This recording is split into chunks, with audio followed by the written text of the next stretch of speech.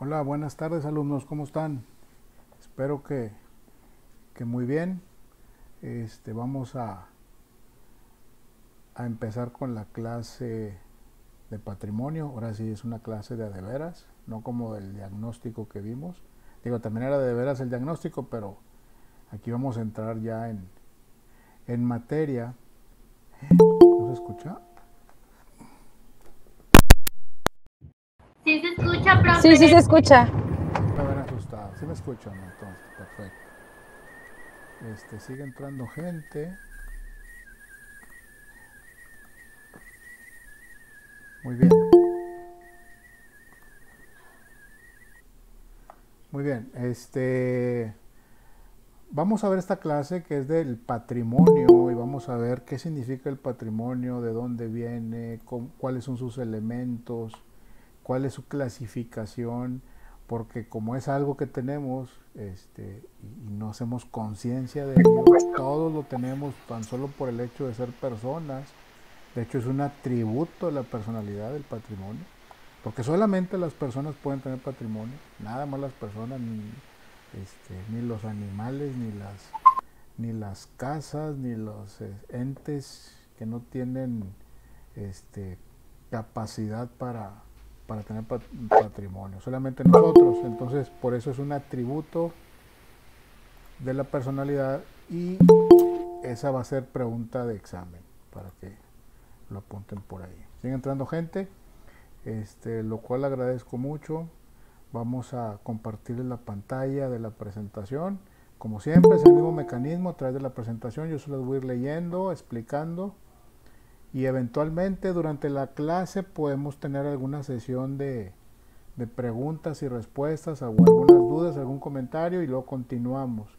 Al final, sí, ya de plano vamos a ver un espacio para dudas. A ver, vamos a ver, vamos a ver. Muy bien, les voy a compartir la pantalla. Espero que no hayan tenido ningún problema con la tarea del SCORM que les pusimos por ahí. Espero que esté claro y si no, ahorita lo verificamos.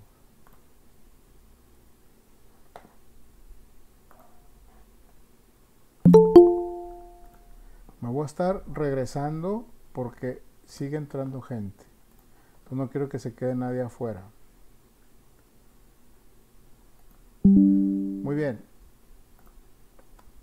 Como les digo, vamos a ver esta sesión síncrona va a ser el del tema del patrimonio. Es el primer tema del libro. Muy importante porque nos va a dar una idea de lo que es el patrimonio y de algo que, como les digo, que por ser personas ya lo tenemos, ya lo hacemos y a veces ni nos damos cuenta y no pensamos en eso. Y eso es de capital importancia porque al final del curso vamos a ver el tema de las sucesiones, de las herencias, de la sucesión legítima, de la sucesión testamentaria y qué es lo que vamos a suceder a través de una sucesión testamentaria o de una sucesión legítima. Pues nuestro patrimonio.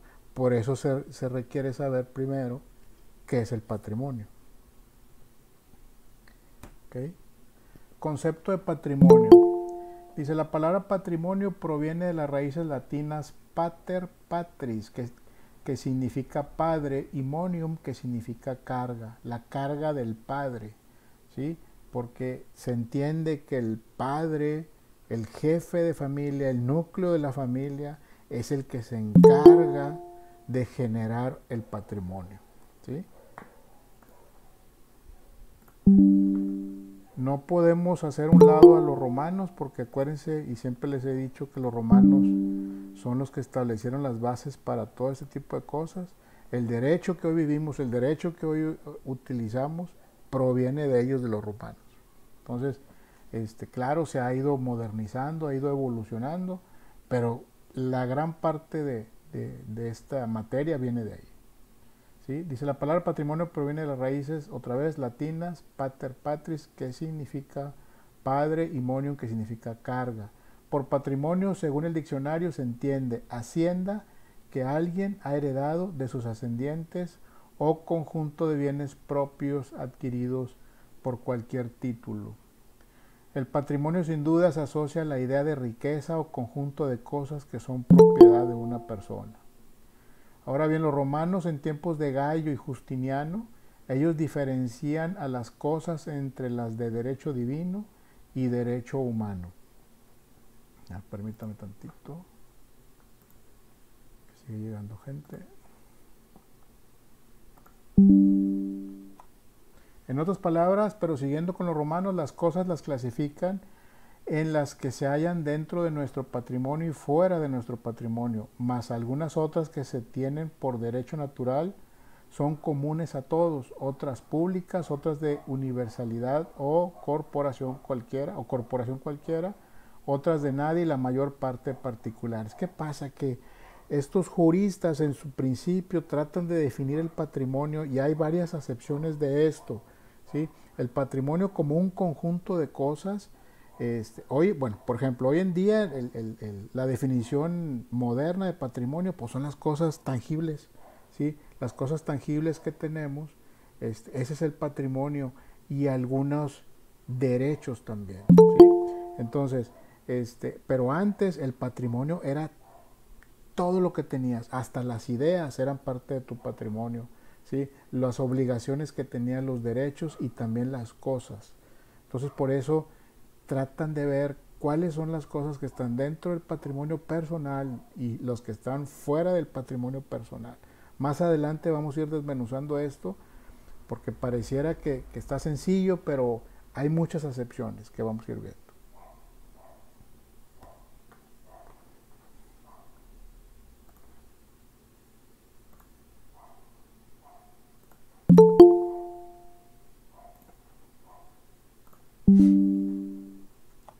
Dice, los romanos dejan establecidas las bases, como les digo, los romanos siempre han sido, y no podemos dejarlos de mencionar, desde el principio de la historia, son los que empiezan a poner derivado de la costumbre, empiezan a poner en orden, empiezan a escribir las normas, los reglamentos, las cosas como tienen que ser, las ponen por escrito, y de ahí hasta la actualidad tenemos esa ¿cómo se puede decir? Esa tendencia, esa influencia de los romanos hasta el día de hoy.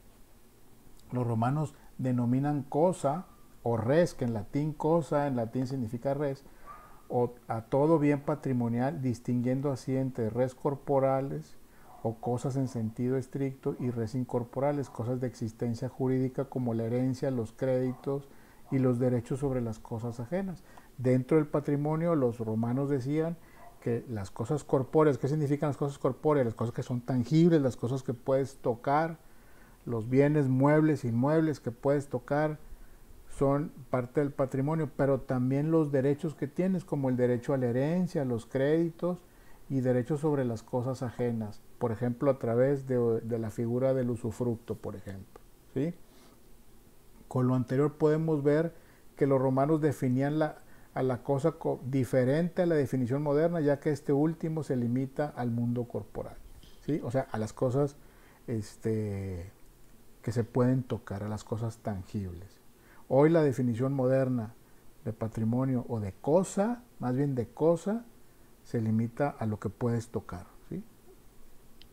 Con respecto a las cosas, en sentido jurídico, estas se refieren a los objetos materiales sobre los cuales pueden recaer derechos y por su naturaleza son jurídicamente comerciales o se encuentran en el comercio, como los siguientes. Entre la res in comercio, o sea, las cosas en comercio, aquí trato de poner algunos términos en latín porque es algo que viene en el libro y que no lo podemos dejar de lado, ¿sí? Todo el derecho estuvo escrito en latín en algún momento y fue evolucionando al español o al anglosajón. Entre la res in comercio, que son susceptibles de apropiación privada y que veremos más adelante. Y aquí una clasificación de los bienes. Algunas de las clasificaciones de los bienes más comunes vamos a irlos viendo. ¿Alguna pregunta, alguna duda hasta aquí? Hay mucha gente que quiere entrar todavía. No, maestro, todo bien. Muy bien.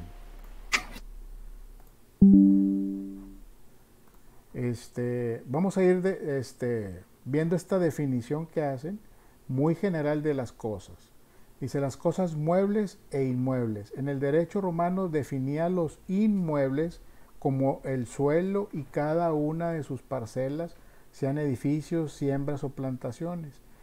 ¿Qué significa inmuebles? Inmuebles que no se pueden mover, ¿sí? Muebles no viene de mueble de una silla, de una mesa. Muebles viene de poderse mover o de no poderse mover.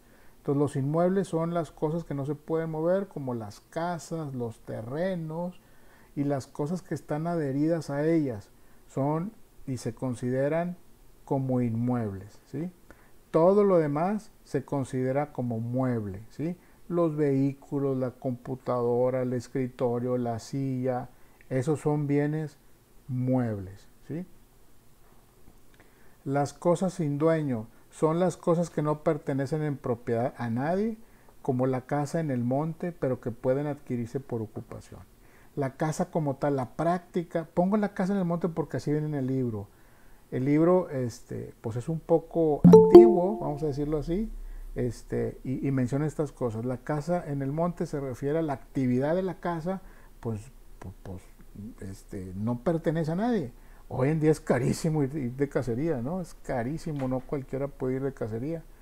Pero más atrás era una actividad libre que la gente que vive en el campo podía salir e ir de cacería, ¿no? Muy bien. Las cosas consumibles son aquellas que tienen por derecho ser consumidas o enajenadas mediante uso, como los víveres, el dinero, etc.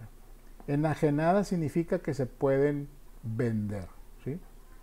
Las cosas fungibles, las que se miden en peso, número, medida, como los granos, vinos, cereales, azúcar, todo lo que se compra a granel, son bienes fungibles.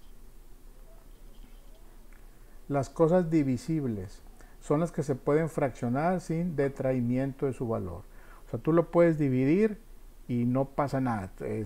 Su valor persiste y no pierde su forma, sí, pero su valor no se pierde, entonces son consideradas como divisibles. Las pertenencias son cosas que aún teniendo existencia física propia y sustantiva se hallan económicamente al servicio de otras. Su función práctica es servir a la cosa principal, ejemplo, las llaves de una casa o un mueble. En cuanto a los frutos, deben distinguirse entre naturales y civiles. Los primeros son cosas en sentido físico y los segundos son valores, rentas o rendimientos. Los frutos, bueno, pues pueden ser muchas cosas. No habla de frutos, mango, piña, naranja, nada de eso. Los frutos es lo que obtienes, es el beneficio que obtienes por el uso de algunas cosas, ¿sí? Hay una figura que la vamos a ver más adelante, que es el usufructo, que es el uso, goce de la cosa, y puede ser que esa cosa no sea tuya, sin embargo, a través de un contrato la puedes usar y obtener el fruto de eso, o sea, por ejemplo, el de una renta, o obtener los beneficios, la tierra, por ejemplo, si es ganado, pues los derivados de la leche, etc. Es el fruto que se obtiene de una cosa o de un bien. Y bueno, y las cosas fuera de nuestro patrimonio, todo lo que no es nuestro, como plazas públicas, parques, ríos, cosas destinadas al uso común. Todo lo que está afuera, que es básicamente, más bien es patrimonio del gobierno, sin embargo es un patrimonio que está destinado al uso público, que en teoría podemos decir que los parques y las plazas públicas, etcétera, es de todos, pues sin embargo, pues es algo que no te puedes llevar a tu casa y no te puedes apropiar. Entonces son cosas que están fuera de nuestro patrimonio. Y las cosas dentro de nuestro patrimonio son las cosas que pertenecen a los particulares, las cuales se asocian a las cosas o bienes de nuestra propiedad.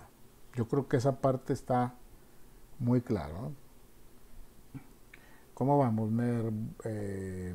¿Vamos bien o me regreso? Vamos bien.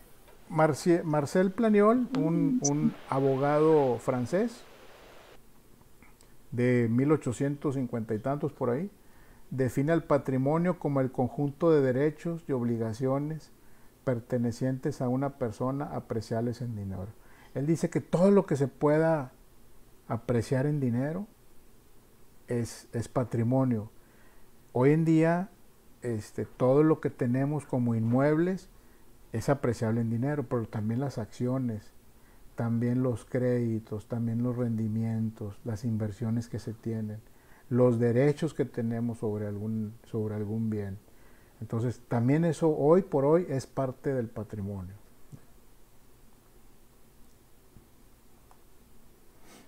Ahora, ¿cómo determinamos? Perdón, maestro. Dígame. Pregunta rápida. Detraimiento. En el inciso E viene esta palabra. Ajá. ¿Qué significa? ¿Qué significa? Que al momento de dividir un objeto no pierde valor, ¿sí? No tiene un detraimiento de su valor. Básicamente eso. Muy bien. Para determinar el tamaño de nuestro patrimonio, dices tú, yo tengo, por ejemplo, tengo 5 casas, 5 terrenos, 10 carros, tengo 20 acciones, ¿qué más se les ocurre? Tengo 20 ranchos, tengo 150 cabezas de ganado, departamentos en renta, etc. Ese es mi patrimonio. Y no es así, realmente no es así. El patrimonio, para determinar el costo o el valor económico del patrimonio, necesitas ver su parte activa y su parte pasiva. Entonces, si yo tengo un patrimonio, tú tienes que decir cuánto cuesta ese patrimonio, qué valor tiene ese patrimonio, pero cuánto debe ese patrimonio, ¿sí? Si yo tengo una casa, pero esa casa la debo, ¿sí? Mi casa vale 5 millones de pesos, pero debo 3. Entonces tu casa no vale 5 millones de pesos, tu casa vale 2 millones. Entonces, esa parte positiva del valor del patrimonio es lo que hace que le dé un valor al patrimonio, ¿sí? Entonces, por eso aquí dice, de acuerdo a la definición de patrimonio desde el punto de vista económico, pregunta de examen, o de evaluación pecuniaria, comprende 2 elementos, el activo y el pasivo. Dice, el activo que se compone por todo aquello que dentro de la masa patrimonial, o sea, de todos los bienes que tengo, tiene un contenido económico que beneficia a su titular, es decir, todos los bienes y derechos pertenecientes a una persona.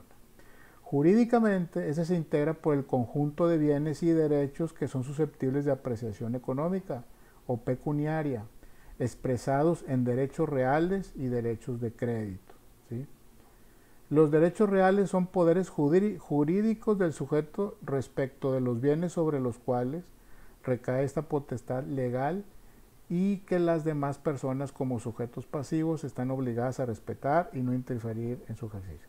¿Sí saben lo que es un derecho real? Un derecho real es mi derecho de poder comprar o vender una casa, la casa de enfrente, la casa del vecino, de rentar mi rancho. No lo estoy haciendo, pero es un derecho real que ahí tengo, dormido si ustedes quieren, pero ahí lo tengo y lo puedo usar cuando yo quiera y las condiciones lo permitan.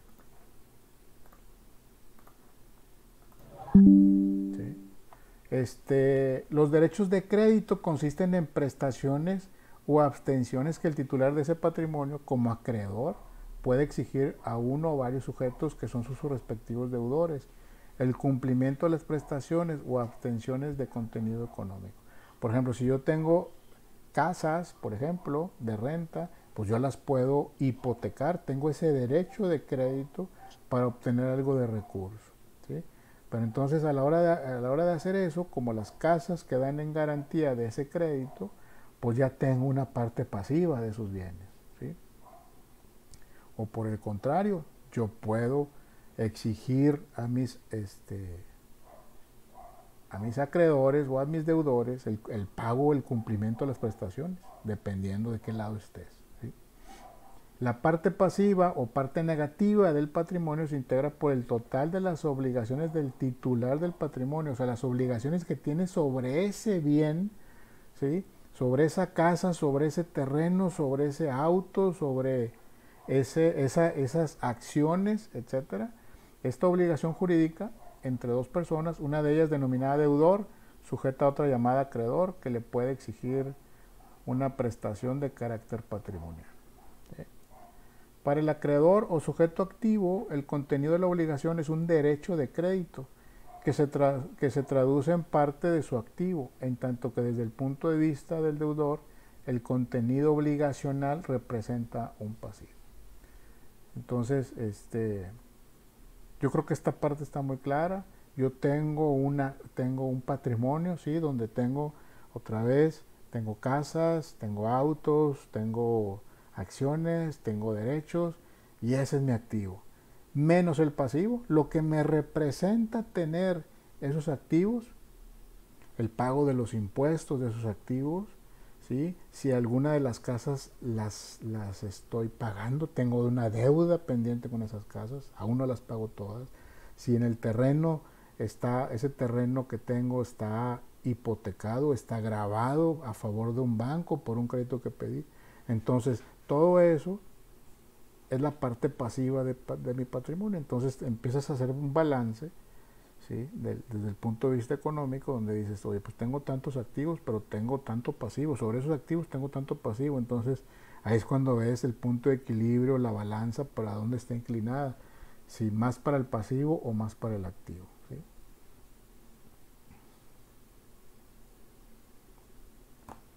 ¿Dudas hasta aquí?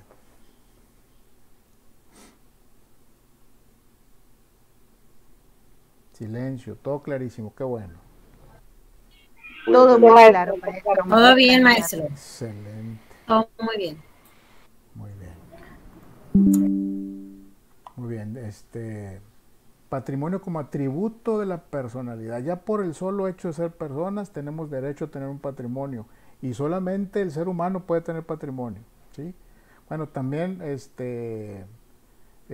por ejemplo, en las personas morales no se dice que tiene un patrimonio. En las personas morales se dice que tiene activos.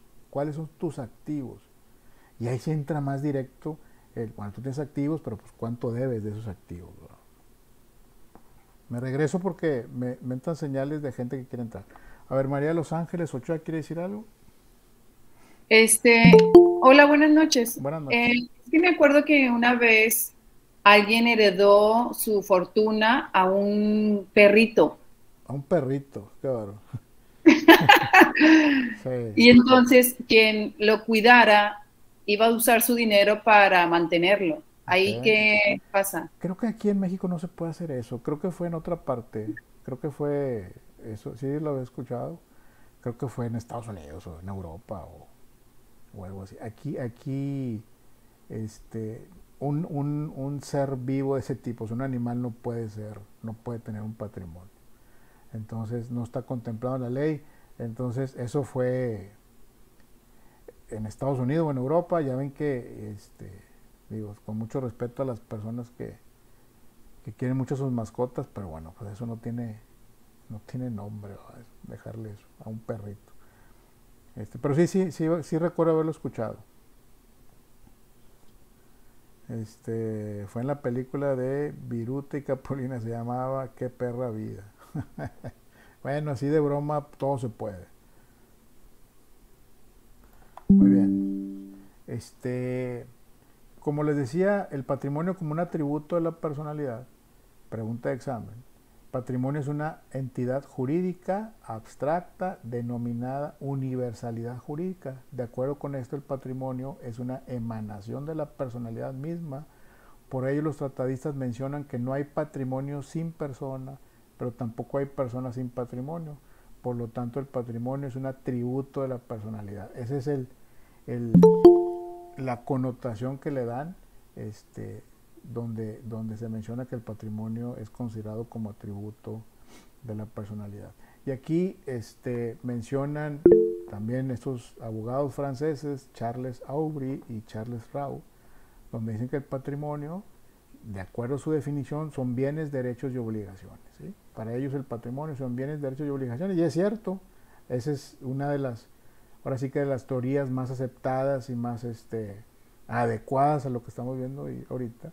Y bueno, y este esquema pues trata de explicar que no hay patrimonio sin persona y no hay persona sin patrimonio, ¿sí? Es un concepto que menciona Charles Rau. Esa es la definición más aceptada del patrimonio como atributo de la personalidad, encabezada por Charles Aubry y Rao. Aquí están sus, por si los llegan a ver por ahí, para que los saluden estos señores abogados. Teorías sobre el patrimonio.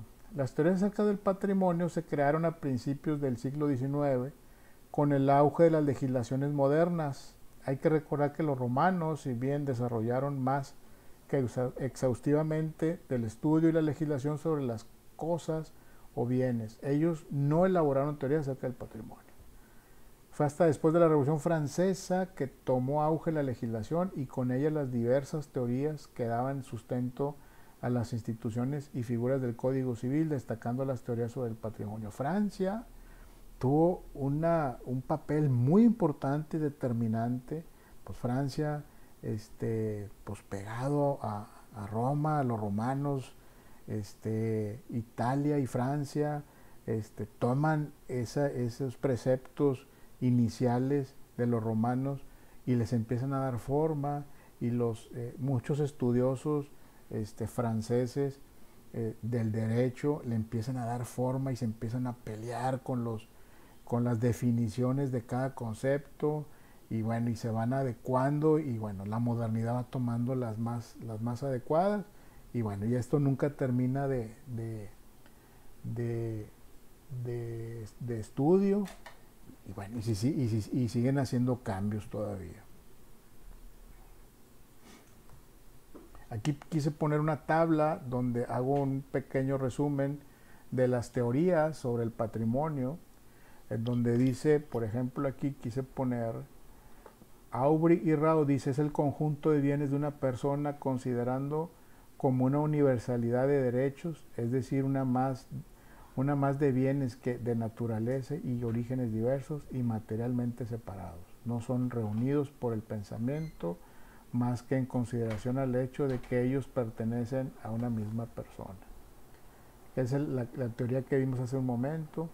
Y Francis Jenny dice, es inútil, eso está en contra, es una crítica, es inútil por ser incapaz de servir de justificación a todas las soluciones legales, y se ve en la necesidad de condenar muchas de ellas como flagrantes atentados a la lógica, pasando por alto que la técnica jurídica no es para dominar la ley, sino que está justificada solo si la explica por entero.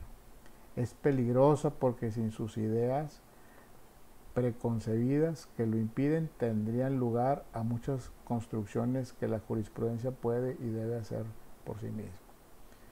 Él lo que dice es que no puedes hablar del patrimonio como un todo y que abarca todo. No puedes hablarlo así, que tiene muchas excepciones, tiene muchas cosas que no deberían estar dentro del patrimonio. Y bueno, pues él hace su crítica, ¿no? Y bueno, pues ahí se menciona en el libro, y está en el libro porque la consideran importante, y esto básicamente es para que cada quien haga su idea de lo que es el patrimonio. Claro que no nos van a hacer caso a nosotros, ya está definido, pero bueno, es bueno, a lo mejor esto lo pongo como un tema de foro, ¿sí? Tal vez.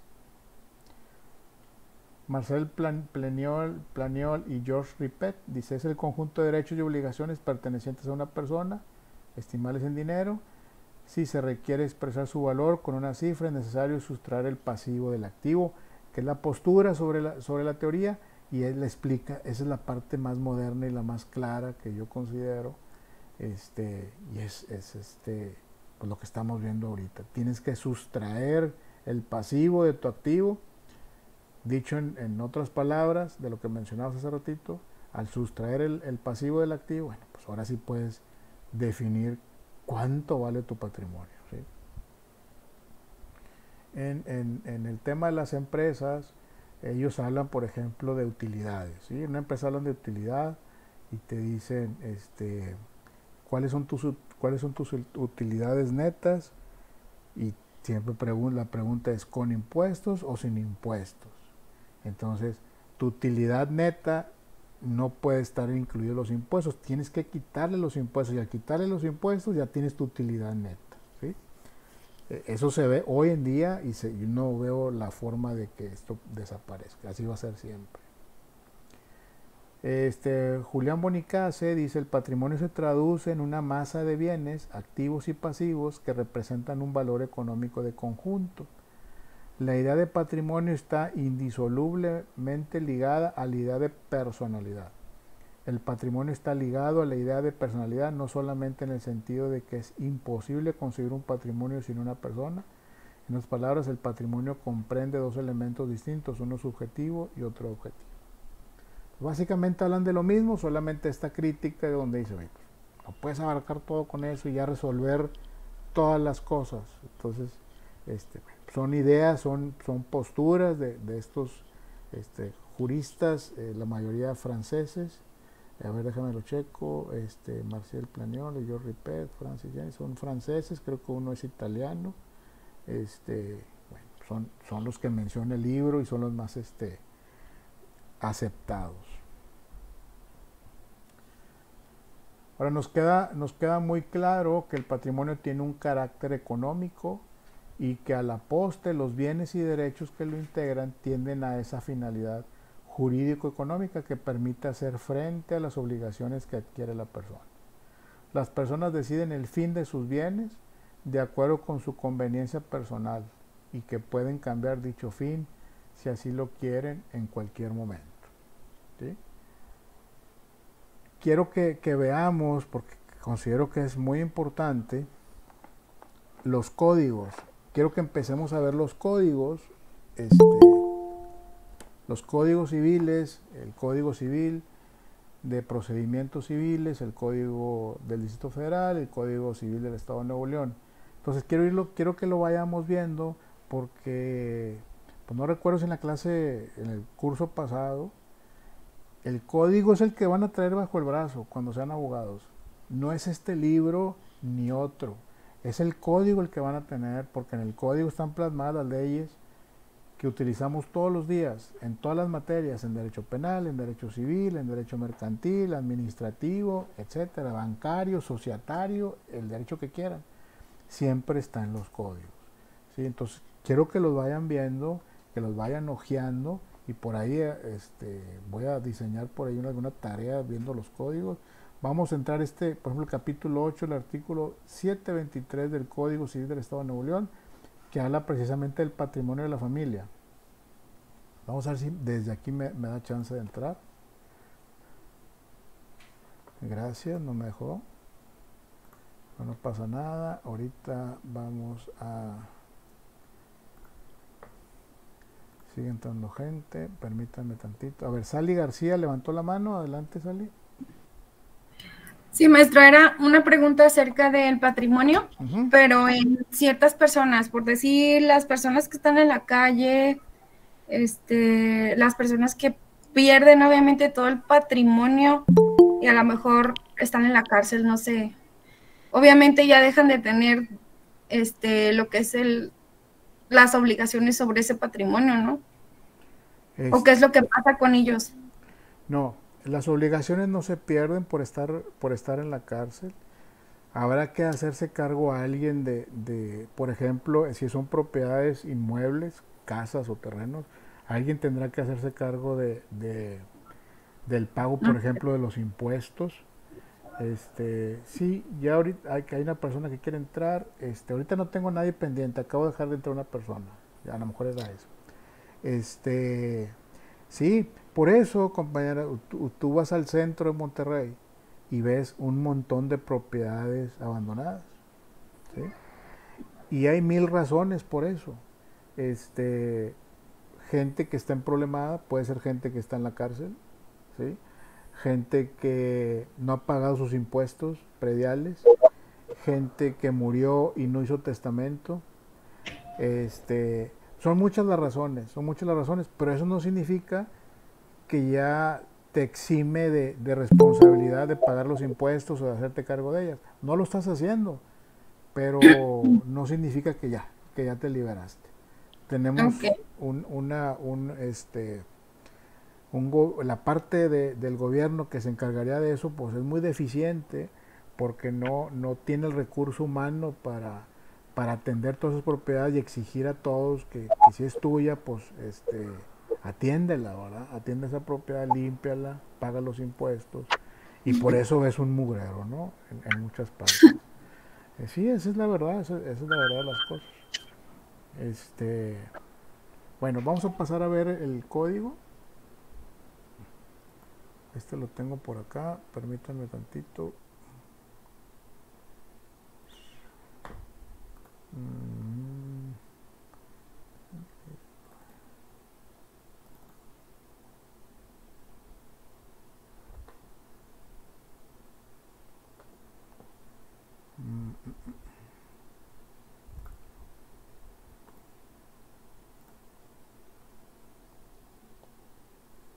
El código civil, ahí está. Ahí se los comparto. ¿Qué artículo dijimos? El 723. Ahora, ¿dónde quedó el código? Aquí está. ¿Sí están viendo el código ahorita? Sí. Sí. Ahí está. Capítulo 8. Capítulo 8 del patrimonio de la familia, artículo 723. Déjalo un poquito más grande. Dice: el patrimonio de la familia, a que esta ley se refiere, está constituido por los bienes que en la misma se determinan sobre la base de que serán inalienables, o sea que no pueden ser vendidos y no estarán sujetos a embargo ni a gravamen alguno, excepto en los casos siguientes. ¿Qué pasa con esta parte del patrimonio de la familia?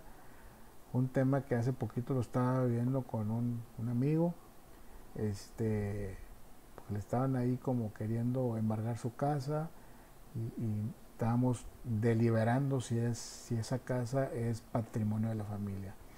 Para que sea patrimonio de la familia y no sea sujeto a embargo ni a gravamen alguno, tienes que tener, pues vamos a hablar de una casa habitación, tiene que ser solamente tu casa, que sea tuya, que tenga un cierto valor en dinero. Pero a ver, hay muchas preguntas, pero permítame tantito, déjenme terminar. Que tenga un cierto valor en dinero, ¿sí? Y que solamente tengas esa casa, ¿sí? Y que no esté, por decir, que esa casa no sea garantía de un crédito, ¿sí?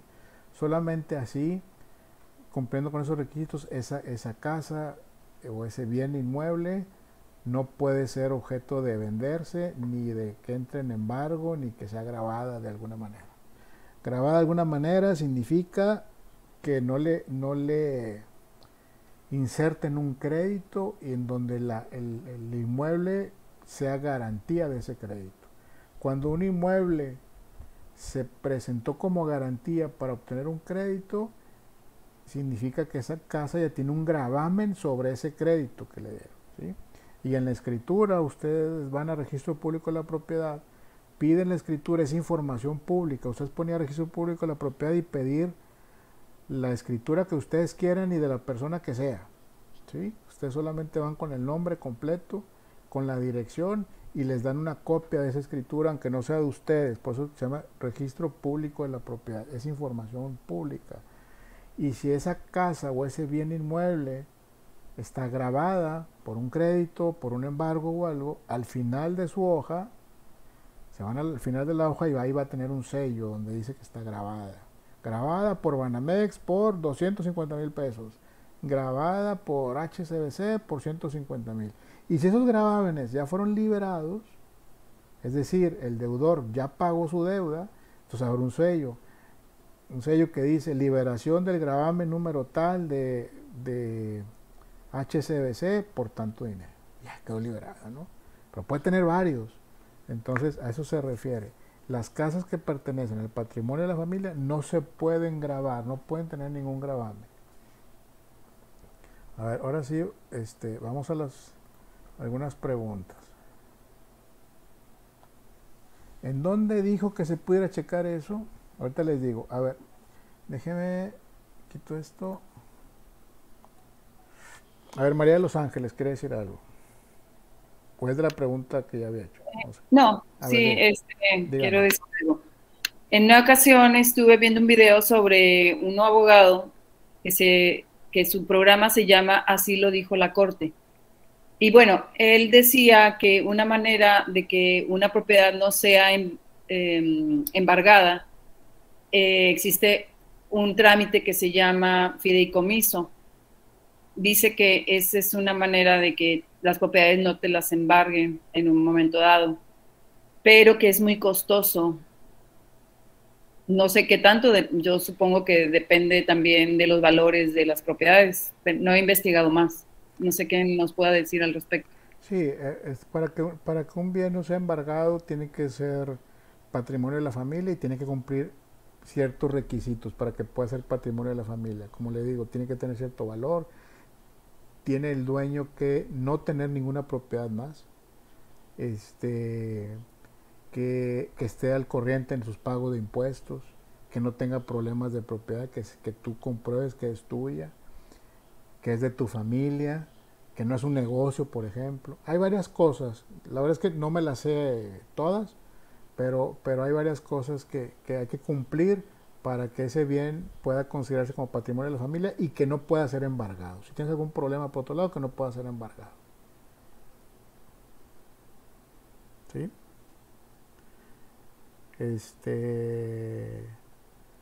Berenice, ¿quiere decir algo?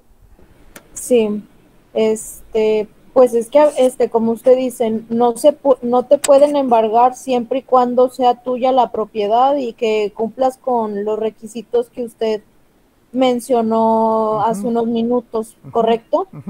Pero si son varias personas, propietarios de no sé, de una casa, de un terreno o así, si son varias personas, no, también tiene que ser una sola persona. Te voy a decir por qué. Porque tú no le puedes embargar a una persona una propiedad. Es que me quedé pensando. No se puede embargar mientras que no esté a su nombre, ¿no? No, sí se puede embargar, ya me acordé, sí se puede embargar la parte que le corresponde. Si son varios propietarios y la casa o el bien o el terreno, hay 4 dueños, por ejemplo, sí, a la persona le pueden embargar su 25%. Ok. ¿Sí? Su 25%. No la pueden quitar porque es de todos, ¿no? Y es una unidad. Pero sí le pueden embargar o señalar para embargo su 25%. Si está completamente en orden la papelería y que está en registro público, los propietarios o copropietarios, que es un tema que vamos a ver también más adelante aquí, y se puede embargar esa parte. Maestro, aunque sea cuando es herencia no se toca, ¿no? Cuando es herencia, cuando ya te la adjudicaron y que ya es tuya, pues ya aparece a tu nombre. Y sí se puede tocar. Claro que sí.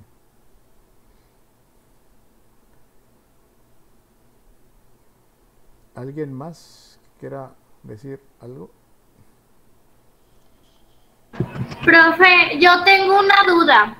A ver.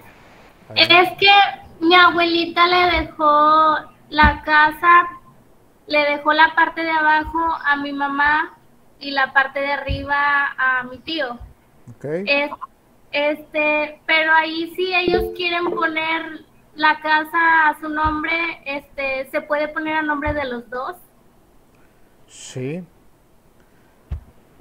Hay que irse más atrás. Hay que irse más atrás de cómo está eso. Porque si se las dejaron, pues tiene que haber sido a través de la herencia, ¿no? O si se las dejó en vida, ya no es herencia. Es donación. ¿Sí? Una donación. Sí, fue herencia. Fue una herencia. ¿Se las dejó a los dos? Sí. Ok. Pues ellos son propietarios del 50% cada uno. ¿Sí? En la escritura, o sea, tienen la parte alícuota que se llama el 50% cada uno de esa propiedad. Ya como se pongan de acuerdo ellos, si alguien dijo arriba y yo abajo, bueno, pues ya esa es cosa de ellos. O dividan la casa en la mitad, ya esa es cosa de ellos. Eso por un lado. Por otro lado, Si quieren dividir la casa en propiedad, o sea, que cada quien tenga su escritura, habrá que ver si el municipio lo permite, porque después se convierte en un como condominio, ¿sí?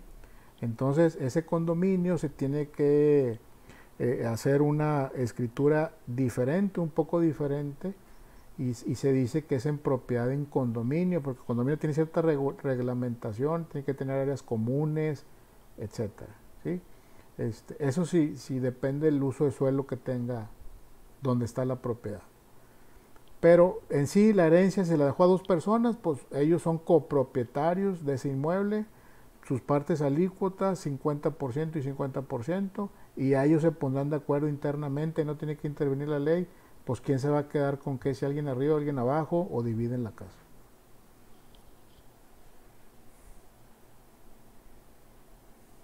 ¿Sí está de acuerdo o no está de acuerdo? Sí, profe, muchas gracias. De nada. Elizabeth Aguilar, ¿quiere decir algo? Sí, maestro, buenas noches. Dígame. Cuando la casa en sí está intestada, Ujú. tengo entendido que le pertenece a los hijos que queden, ¿verdad? Pero pues en la casa se quedó un solo hijo, todos los demás ya se casaron, tienen sus casas y todo, pero este hijo pues dejó de pagar, tiene deudas. ¿Le pueden embargar la casa?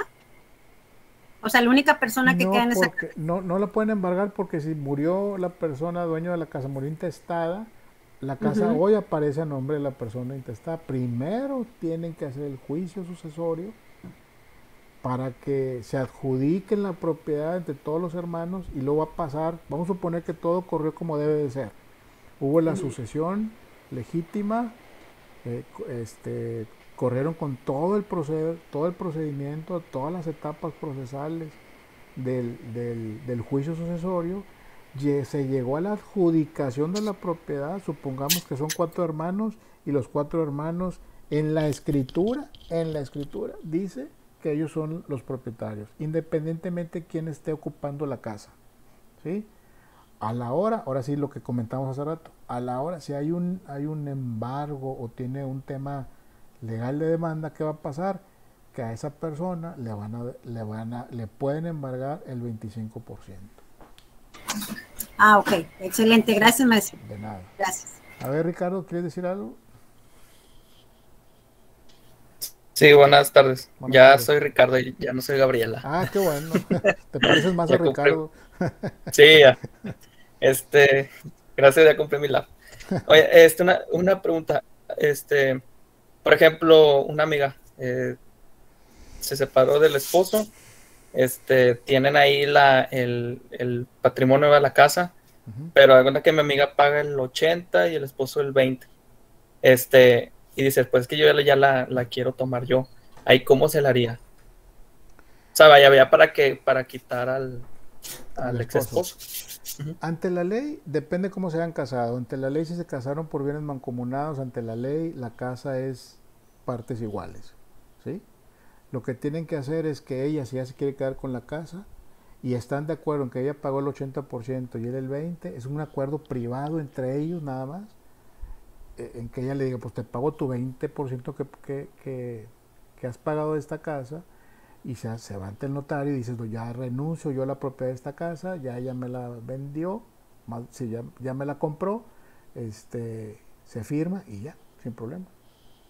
Sí. Y se le paga lo que él vaya, el tiempo que ha pagado. Así es. Sí, ¿verdad? Así es. Y sí, como dices tú, si él pagó el 20% y ella el 80% y están de acuerdo en eso, pues qué bueno. Pero ante la ley es el 50 y el 50. Ok, sale, gracias. Okay. Raquel Medina, ¿quiere decir algo? Buenas noches. Buenas noches. Bueno, antes de mi comentario, yo le diría, te pago el 20%, pero te cobro la renta de todo el tiempo que viviste aquí. Pues, Okay. Bueno, no sé si sea mito o no, siempre se ha escuchado. Un matrimonio, la mujer recibió una herencia en la casa, se divorcian, quieren hacer la separación de bienes. Es verdad que la casa heredada por la mujer no puede entrar en esa división de bienes, Es correcto, las herencias no entran. aun y que la casa ya esté a nombre de la mujer. Sí, no entran. Eso lo Entonces obtuvo. es real, no es mito. Sí, porque en la escritura dice el antecedente de esa casa. En la escritura dice que esa casa fue adquirida a través de una herencia, se pagan los impuestos correspondientes y no entra dentro del patrimonio del matrimonio, independientemente de cómo se hayan casado. Perfecto. ¿Okay? Muchas gracias, director. De nada. A ver, ¿quién sigue aquí de Cintia Jasso? Hola, profe, buenas noches. Buenas noches. Tengo una duda. Lo que pasa es de que mi abuelo hace muchos años compró un terreno. Este terreno lo puso a nombre de mi papá. Mi papá falleció. Entonces quiero saber si queda en automático a nombre de mi mamá porque quedó intestado y pues en parte a los hijos. Sí. ¿Cómo te digo? En sí es así, en automático, como dices tú, queda en nombre, pero eso es de palabra nada más, hay que hacer el procedimiento. ¿Sí? Ah, ok. O sea, Ya nada más sería iniciar como el tipo juicio. Exactamente. Ok. ¿Sí? Ok. Sí, gracias. De nada. Ya nomás unos 2 o 3 porque si no, no acabamos nunca. A ver, ¿quién seguía? ¿Quién habló ahorita? Cintia, y luego sigue Eva María. Eva María, adelante va.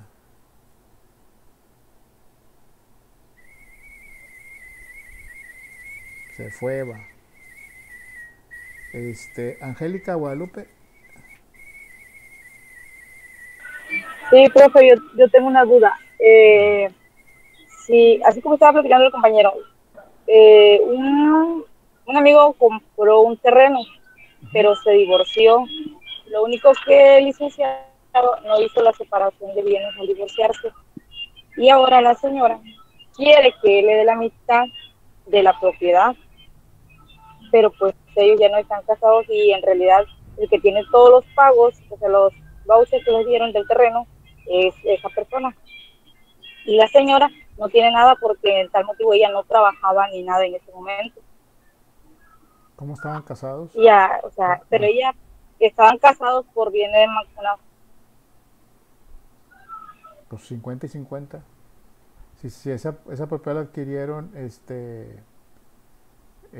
dentro del matrimonio cuando estaban casados, independientemente de quién haya hecho los pagos, pues entra dentro del patrimonio del matrimonio. Aunque ya estén divorciados y nunca hayan tenido hijos. Sí.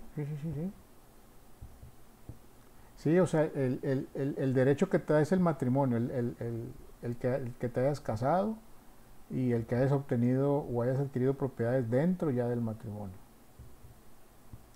Entonces, esa propiedad, tú dices, es que él pagó todo, por ejemplo, y la mujer no pagó nada, por decir algo. Se entiende y el objetivo de esto es que por eso a veces la mujer pelea porque dice, gracias a que yo cuidé a los hijos o gracias a que yo cuidé la casa o gracias al que yo te atendí, tú pudiste trabajar tranquilamente para obtener los recursos para pagar ese terreno o esa casa, ¿sí? Esa es la esencia de esto.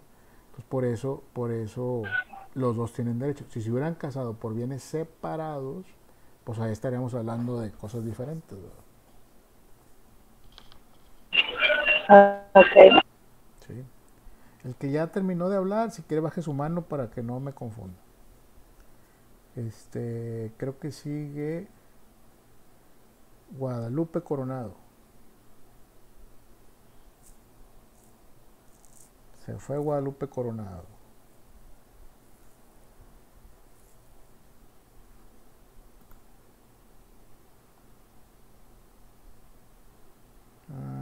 Katia Martínez, Yolanda. Ya no sé quién sigue aquí. A ver, Irma del Carmen. Sí, profe. Buenas noches. Yo solamente quiero preguntarle, es algo sencillo. ¿Qué sucede cuando endosan las escrituras? ¿Hay algún problema? Ajá, que las endosen. ¿Tiene alguna validez o no pasa nada? No, endosar la escritura es como... Es cuando las firman en la parte de atrás y algo así, ¿no? Sí, sí, pero un endoso es como cedo los derechos o cedo y traspaso los derechos de esta escritura a tal persona. Ese es un endoso. Para mí ese es un endoso. Ajá, sí, exacto, con su firma atrás y eso. O sea, no sé, ya ve que, bueno, yo entiendo que no tiene una validez cuando son, empeñadas, vamos a suponer, ¿no? Y en ese momento las endosan, ya se paga la deuda y se regresan al dueño. Bueno, ¿no? ese es un procedimiento privado, ¿sí? No es ante notario, esa es una como de palabra, te estoy firmando. Entiendo que hay gente, entiendo que hay gente que tiene otra clase, están retirando, me están aquí despidiéndose, adelante, por mí no hay problema, adelante. Ese es un trato privado entre particulares donde te cedo mis escrituras, te las endoso para que te quedes con ellas y no te pago, sí, por ejemplo, pero eso al final no tiene validez. El acreedor puede hacer válido ya ante notario para que esa escritura ya sea de él, pero mientras tanto ese endoso es un acuerdo privado entre particulares nada más. Ok. ¿Sí? Sé que hay muchas preguntas, pero la verdad es que ya nos tenemos que retirar. Pues las dejamos para la próxima clase, ¿qué les parece? Una disculpa. Sí, profe, estaría bien. Excelente. Hacemos un espacio y No se preocupe, maestro. El único maestro que se toma la hora completa, todos los demás media hora. Ah, bueno, pues bueno. Yo queremos una hora de la clase y una hora de puras preguntas. Sí, por favor. Una disculpa, maestro, falló mi micrófono, perdón. No se preocupe, pero hay más tiempo que vida y como quieres alguna duda sobre la clase, sobre cualquier cosa, a través de la plataforma, por favor, y ahí vamos viendo. Y si no, pues nos vemos el próximo miércoles. Okay. Buenas noches. Gracias, maestro. Gracias, profe. Buenas noches, gracias. Gracias. Maestro, ¿ya no va a haber preguntas entonces? No, hasta el otro martes, perdón. Si no acabamos. El miércoles, maestro. Sí, el próximo miércoles. Ok, bye. Gracias. Buenas noches, maestro. Buenas noches.